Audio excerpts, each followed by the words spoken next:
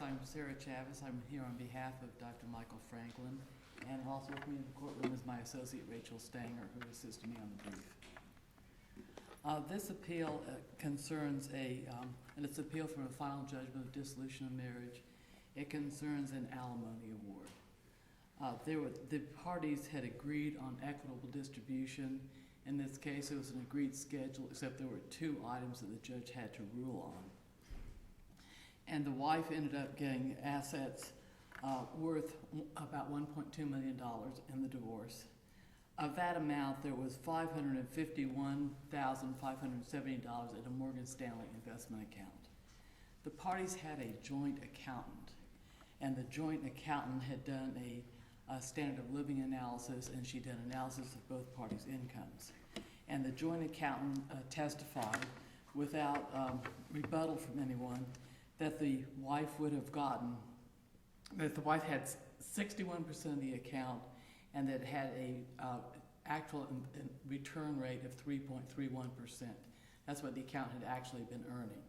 And so the joint accountant testified that the wife would have gotten about $1,400 a month in investment income from that account. Was it invested in interest returning stocks, or is this 3.31% based on growth and other factors? It was interest and dividends. Okay. So I think both. Part of it was interest, and part of it was dividends. I guess what I'm asking is that, I guess nothing's guaranteed, but is this a 3.31% that was an interest type return that was completely predictable and would only change if there was some big change in the economics, or was this something that depended on the fluctuations of the market? I don't think that the joint accountant testified about that specifically. She said it was interest and dividends, but it's what the account had actually been earning. Okay. There was a final judgment entered, and then there was an amended final judgment entered. And one of the things that got changed slightly in the amended final judgment was the wife received a slightly bigger amount of the investment account. So she had 61% of the investment account from the final judgment, and then it ended up with 64%.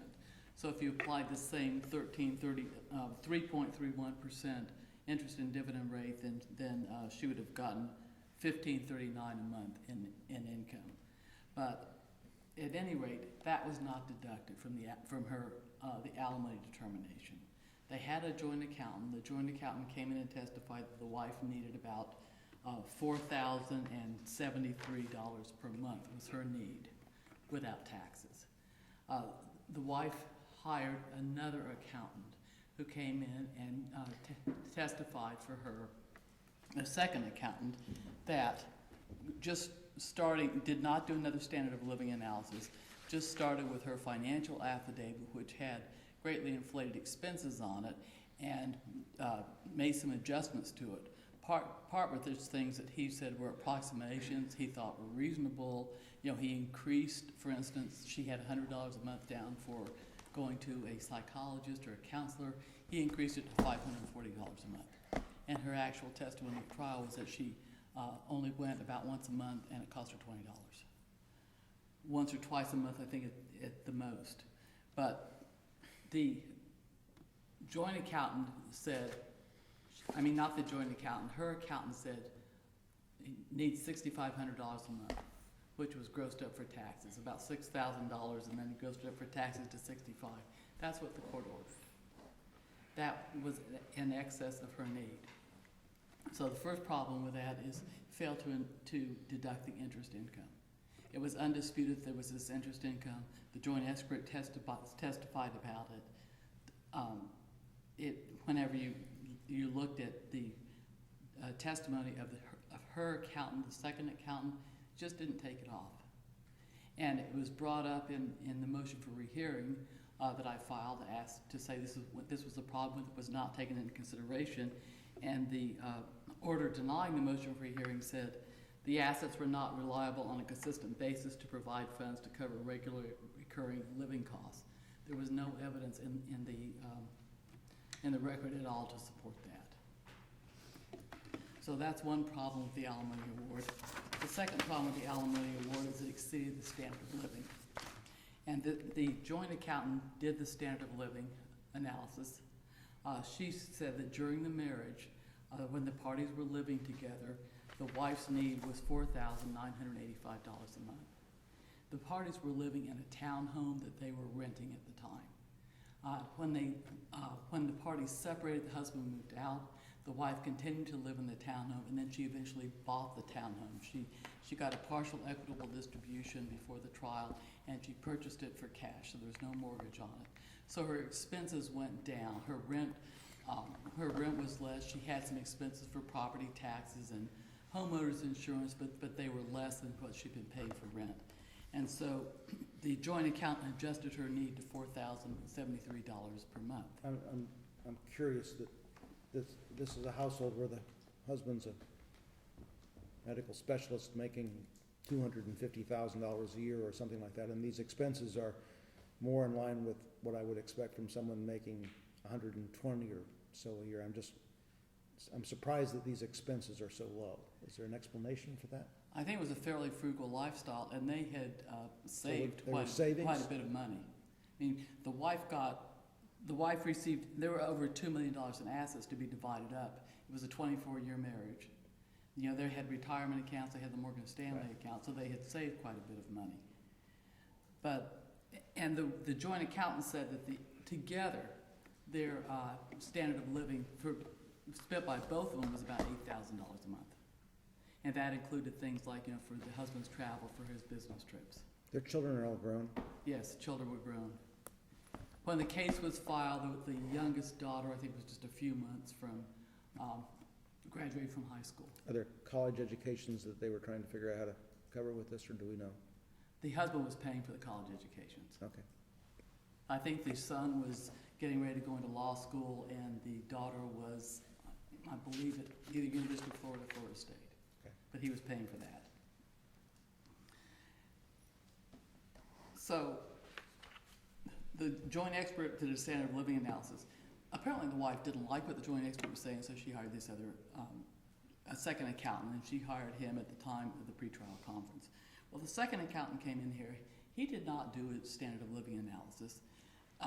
Coincidentally, the joint accountant had previously worked for the second accountant, and he was complimentary of her. He said he would have done the standard of living analysis just the same. He didn't dispute it, but he just ignored it. And he took the wife's financial affidavit, in which she had expenses of over $10,000 a month, and which was way more than they had been paying even together during the marriage.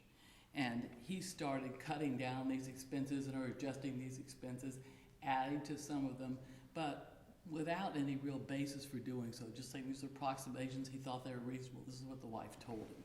He didn't go back. He didn't do any analysis to see, was the wife actually spending the $10,000 a month? He just started cutting them down.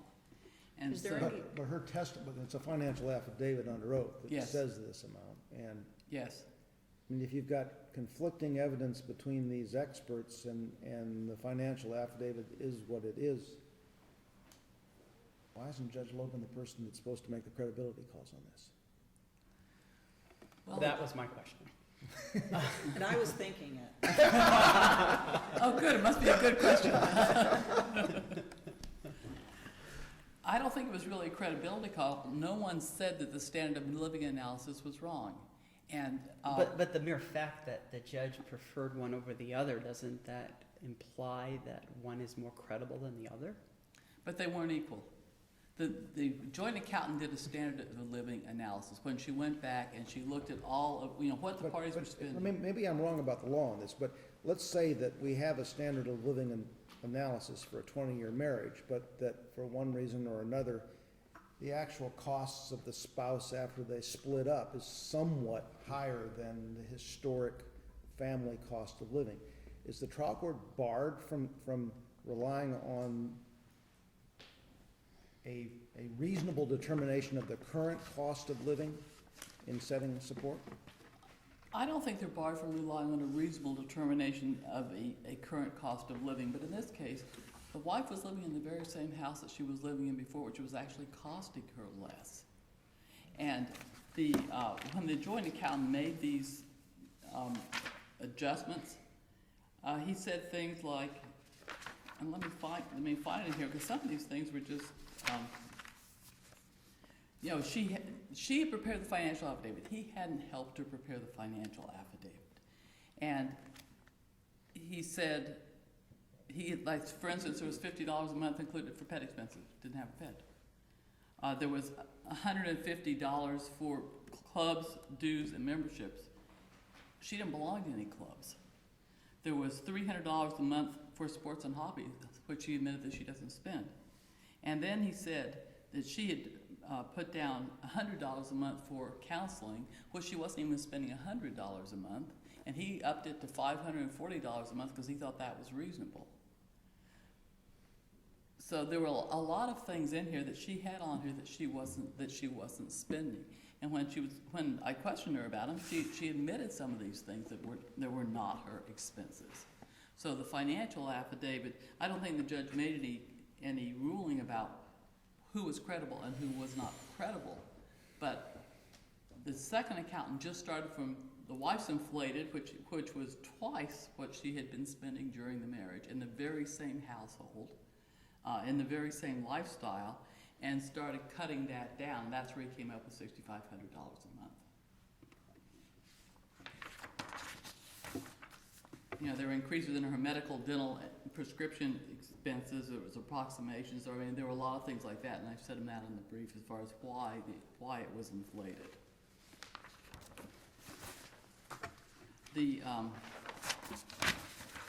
In the Mallard case, also the Florida Supreme Court said, and I'm sure you're familiar with this case, but the purpose of alimony is to meet the needs of a spouse as established during the marriage. Her needs were, she was saying, they were twice what they were during the marriage. The third reason that the alimony was excessive, the third point in the brief, was that the trial judge failed to deduct full earned income. She had on her financial affidavit that her income was $863 a month. She was working as a substitute teacher, but that she testified at trial it was $500 every 2 weeks, which would be $1,083 a month. And even if you said, okay, she only gets paid 10 and a half months out of the year, it was unclear whether or not she was getting paid 12 months or 10 months, that was still $958.33. It was just the wrong number on her financial affidavit, which was contradicted by her own testimony. And that's what the judge's finding was. This is what the amount was. He just took it off the financial affidavit, I have to assume. But there was no substantial competent evidence to support that. So at least that amount and the investment income should have been deducted from her need.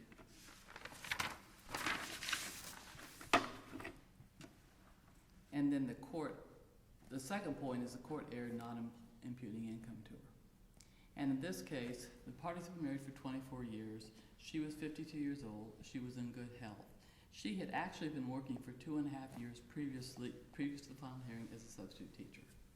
And a vocational evaluator came in and said that she could work right now, was qualified. She had a certificate of eligibility to become a full-time teacher.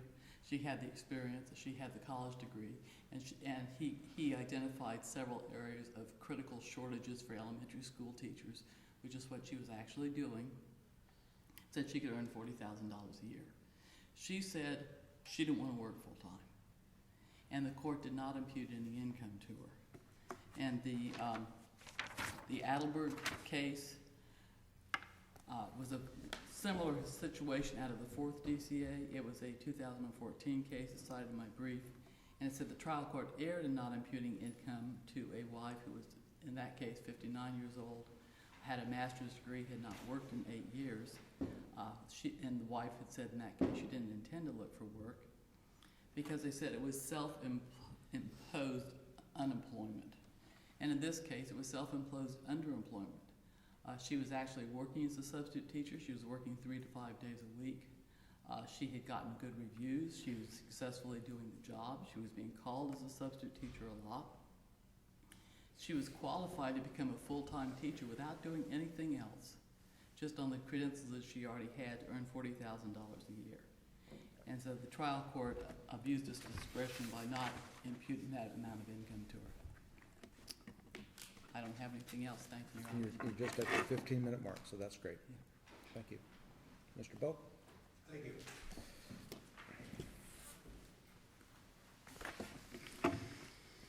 Your Honors, may it please the court, my name is Carl Boak. I'm here on behalf of Terry Franklin in this proceeding.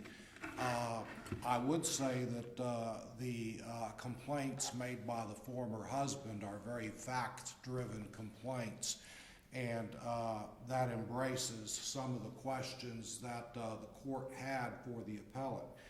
Of course, the standard of review, as I understand it, is to show that trial judge Walt Logan was clearly erroneous in his ruling, and I don't think the facts can show that.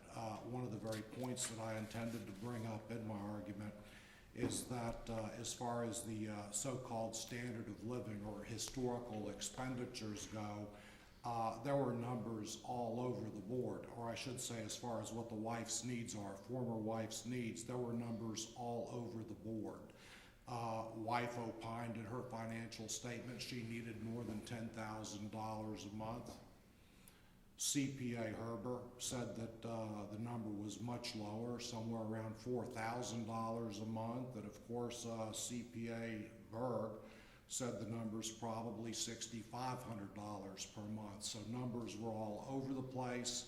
The trial court, who heard all of the evidence, chose a number and came up with $6,500 a month. But the record, I'm having trouble, counsel. Maybe you could help me with math here. Yes, sir.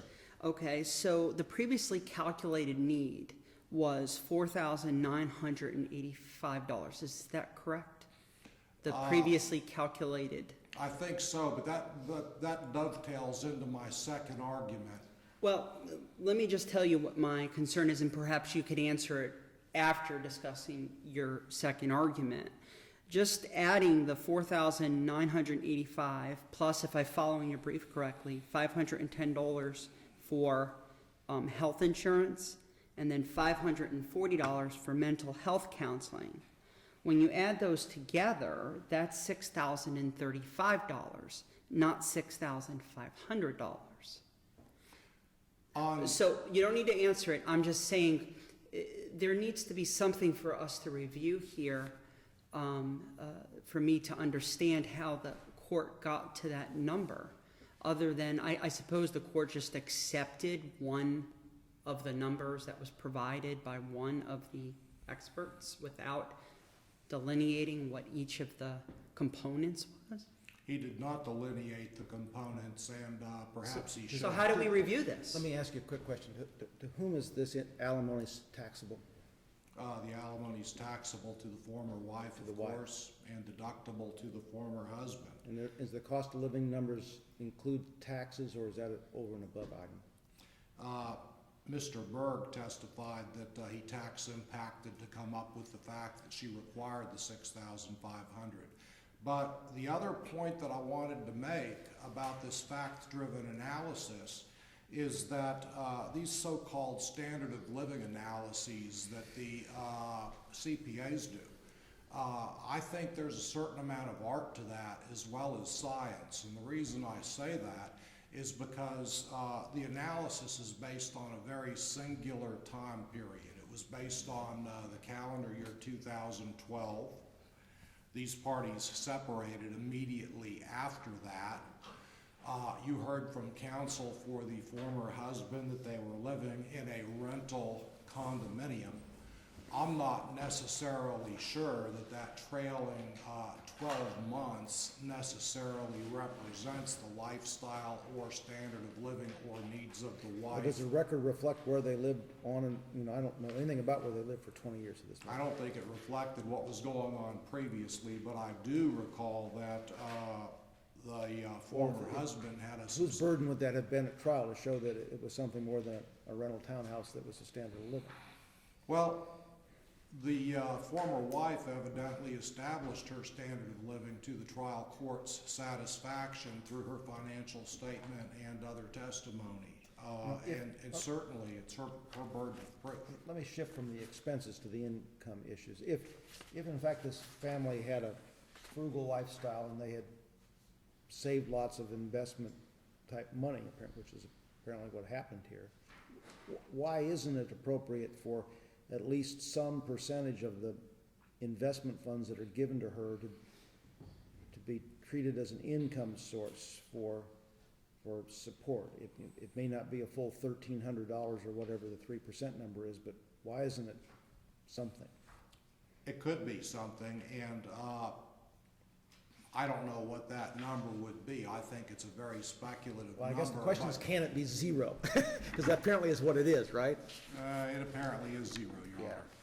Honor. But I do submit, too, that if we put a lower number on it, in this particular case, it, frankly amounts to peanuts in the grand scheme of things when you're looking at the huge disparity. There was record evidence that, as Your Honor pointed out, the husband was earning $250-ish. I think the finding might have been $21,799 per month at the time of the trial. But he had a history, a very short time before that, he was earning in the 300s range. I mean, his income had recently taken a dive by about $100,000 a year. So anyway, that said, when we look at the husband's income of $21,799 a month and we take off the alimony award, and I think probably the trial court did these calculations, he's left with $15,299. When we look at the finding of the wife's income at $863 per month and we add the $6,500 to it, she's left with $73.63. He's got over twice as much remaining, and he's got such a clear ability to pay. But the other thing, too, I'd like to mention is besides her needs, which obviously the trial court found to be at least justifiable for the $6,500 a month alimony award, we've got so many other factors to consider, some of which, of course, are the fact that this was a very long-term marriage of 24-plus years duration, the wife's age and her physical and emotional condition. That came out through Dr. Crowngold to a degree, who did his vocational assessment. And of course, the statute says her contributions to the marriage and other factors necessary to do justice. So I think it's not just strictly about the total dollars that she's got on her financial statement. And I really think that these standard of living analysis things are not necessarily the end of the story, because as I mentioned a minute ago, it looks at a singular 12 months. I'm not sure if that's really reflective. Just as the alimony factors are very fact-driven, I think that the imputation of income that they are arguing for is a very fact-driven analysis as well. They argue wife could be earning substantially more, but that was something for the trial court to decide. He rejected it. Right on the facts of the case, not only is it a 24-year marriage, but the wife had been out of employment for, I believe it was something over 20 years. The degree that they talk about in their brief was something that she had achieved 30 years earlier and had never used. And then there were other limitations on the wife, including Dr. Crowngold mentioning that she had an adjustment disorder that affected her ability to work, and she was being treated for depression. I think the testimony was she was on an antidepressant medication. I think the trial court not only could, but was obligated to use common sense in dealing with how much the wife could earn. And when you've got somebody with a 30-year-old degree that's been out of work for 24 years, it's evident on its face that she's not going to go out and be in the mid-ranges of the workforce at random jobs that a different vocational adjuster stated she could do. And then he takes into account, of course, her physical and emotional. What about the teaching? I don't think there was testimony that she had a teaching certificate. She was working as a substitute teacher on an ad hoc basis, which is a lower qualification. And I think She had, the record says that she has a provisional teaching certificate. I don't recall what the record says exactly on what she had to do to complete and get a final teaching certificate, Your Honor. Is there any testimony from a rehab expert or the like in this kind of case? I beg your pardon, Is there sir? any testimony from someone about, you know, the kinds of things that you normally have if you're getting rehabilitative alimony in terms of moving someone up the economic ladder? Testimony about what she would have to do to rehabilitate herself? Right. What jobs she's capable of performing and what training she would need to obtain those jobs. That kind of Your testimony. sister said there was testimony. There was testimony. They had a vocational expert named Hal Heitler that gave testimony about mid-ranges of income for various employment that he thought she might be suited to do. And then Dr. Crowngold, although he's a practicing psychologist in Pinellas County, was also qualified as a vocational rehabilitation expert, and he had given some contrary testimony as to the limitations that the former wife had. So that was a contested factual issue. That's all Just refresh my memory, was the husband's position that she was not entitled to any alimony whatsoever? I think that argument was raised at trial, despite the vast length of the marriage, despite the vast difference in income. So what the trial court was looking at a choice, it sounds like then, of permanent alimony or no alimony. I think no alimony was advocated by the former husband. In other words, he wasn't putting forth or advocating a rehabilitative plan. Nobody argued for rehabilitative alimony. Okay, and I have one question. I don't think anybody mentioned this, but it orders $6,500 per month in alimony, payable $3,000 biweekly. So how's that working out? I was, I didn't notice that. this is fuzzy math. Well, Nobody, I'm just wondered, it's curiosity, has this worked out?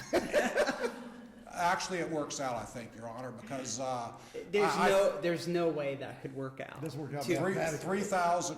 I'm sorry, 3,000 biweekly. That's $1,500 a week, That gives you got some and there's 26 4.33. payments a year. So you're going by the 4.3 weeks in a month to, Absolutely. okay, all We right. take, Okay. we take 52 weeks divided by 12. We've got 4.33. And got 26 paychecks here because it's every other week. So 2 months a year, he's getting dinged with the extra payment. I understand. So just let's circle back quickly because I'll ask the same question to your sister. Where does $6,500 come from? Where does it come from? I can't. As an appellate court, we need to be able to conduct a meaningful review of a record, and I can't figure out how the number was come up with any of the numbers that have been provided. There weren't a ton of findings on that. Isn't that basis alone then necessitate a remand? So that for any other reason, this court can do a meaningful review? I can't speak authoritatively to that issue, Your Honor. It just handcuffs us in sitting in the appellate court to be able to do our job if we don't know how the court got there. I don't think lack of findings was anything raised on the motion for rehearing by the former husband. It's contested in this appeal. It definitely is, and So the I could- 6,500 is contested. Yes, sir. Thank you. Thank you. Ms. Chavez?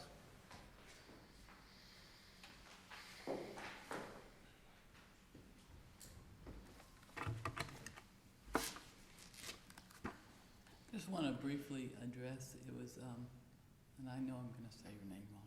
Judge Badalamenti. Appellant. Thank you for saying it first. You asked about in Mr. Boak's brief about, in his answer brief where he said that you should just add in another $540 a month for mental health counseling. I mean, that was one of the things that was really, there was absolutely no evidence about that.